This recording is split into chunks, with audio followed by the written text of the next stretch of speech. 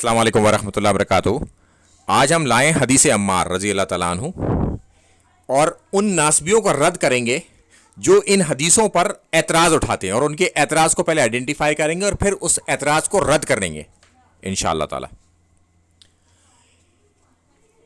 یہ حدیث ہے صحیح بخاری کی 28-12 کہ حضرت عمار رضی اللہ تعالیٰ عنہ کو ایک باغی گروہ قتل کرے گا۔ حضرت عمار تو انہیں جنت کی طرف بلائیں گے اور وہ جماعت جہنم کی طرف بلانے والی ہوگی، اور ان کو قتل کر دیا معاویہ بن سفیان کے لشکر نے۔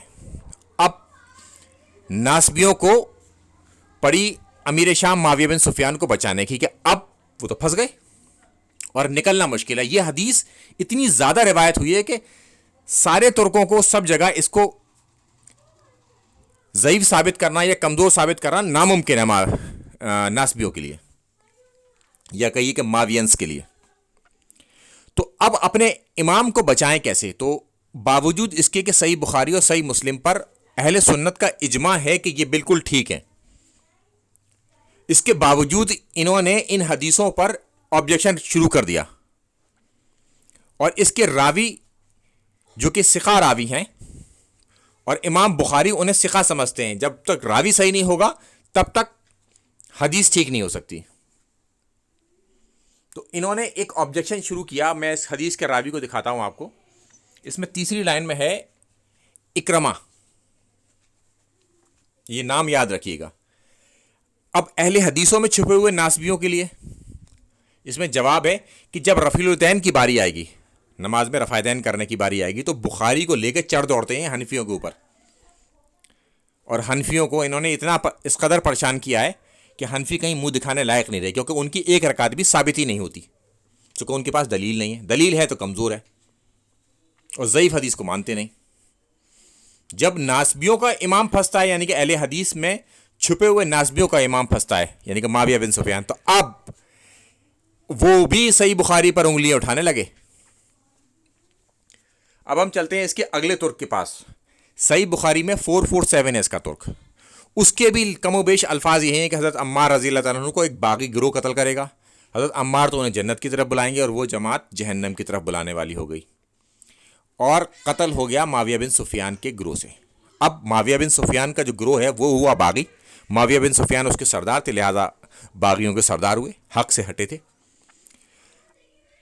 عمار رضی اللہ تعالیٰ عنہ تو ان سب کو جنت کی طرف بلا رہے تھے، یعنی کہ اللہ کی طرف بلا رہے تھے، اور مگر یہ سارے لوگ یعنی کہ معاویہ بن سفیان اور ان کے ساتھی جہنم کی طرف بلانے والے لوگ تھے، آگ کی طرف بلانے والے لوگ تھے۔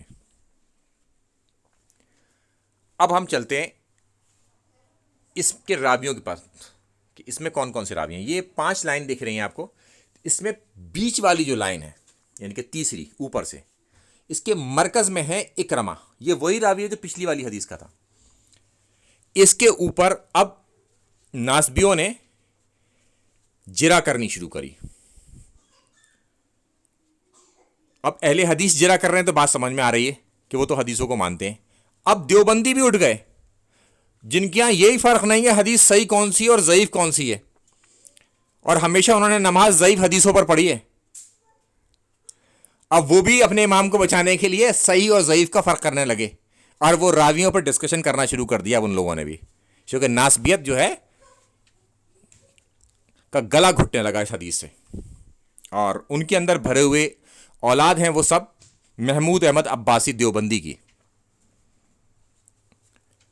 تو انہوں نے کیا کیا، سب نے مل کے کہ یہ کرتے ہیں کہ اس راوی کو پکڑتے ہیں اور اس کے خلاف ایک جرا قائم کرتے ہیں کہ یہ راوی جو تھا اکرمہ، یہ خوارج میں سے تھا، اور وہ کئی سارے لوگوں کے قول لاتے ہیں۔ ہم کسی کی بات کو کیوں مانیں گے؟ ہمیں تو عقیدہ چاہیے اس آدمی کا، کہ اگر اس شخص کا عقیدہ خوارج والا ہے تو پھر وہ خارجی ہے۔ کھلے دل سے اپنائیے، مائنڈ کو کھول لیجئے، اور اگر ہمارے خلاف بھی کوئی ہمیں بات ملے گی تو ہم اسے قبول کریں گے۔ یہ بات اپنے دل میں رکھیے، بالکل ہمیں پیچھے نہیں ہٹنا، ہمیں سچ کا ساتھ دینا ہمیشہ، چاہے کچھ بھی ہو جائے۔ اب وہ کئی اماموں کے آپ کو قول دکھائیں گے کہ ان لوگوں نے ان کو کہا کہ یہ جو ہیں خارجیوں میں سے تھے، خوارج میں سے نہیں۔ ہمیں کسی کا قول نہیں چاہیے، ہمیں دلیل چاہیے کہ اس کا عقیدہ بھی خارجیوں والا تھا یا نہیں۔ بھئی ہم تو دلیل سے ہی بات کر رہے ہیں نا، تو پھر دلیل ہی مانگی جائے گی اس کی فیور میں بھی۔ اب یہ حدیث کیونکہ امیر شام کے خلاف ہے، خارجیوں کا جو عقیدہ تھا امیر شام سے متعلق وہ انہیں کافر جانتے تھے، تو کیا اس راوی کا عقیدہ یہ تھا کہ وہ امیر شام یعنی کہ معاویہ بن سفیان کو کافر جانتا تھا، لہٰذا اس نے اس حدیث میں الفاظ جوڑ دیے ہوں گے؟ یہی ان کا شک ہے اس آدمی کے اوپر۔ تو پھر انہیں یہ عقیدہ ثابت کرنا پڑے گا معاویہ بن سفیان سے متعلق اکرمہ کا، کہ اکرمہ معاویہ بن سفیان کو کافر جانتا تھا، پھر ہم اسے خارجی ماننے کو تیار ہو جائیں گے۔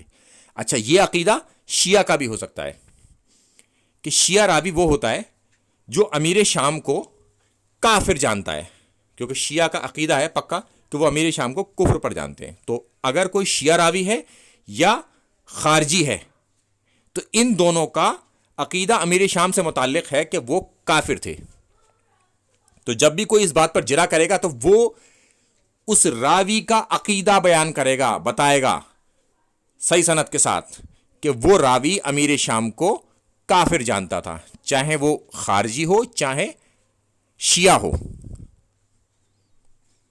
تو انشاءاللہ تعالی ہم سمجھتے ہیں کہ اب ناسبیوں کو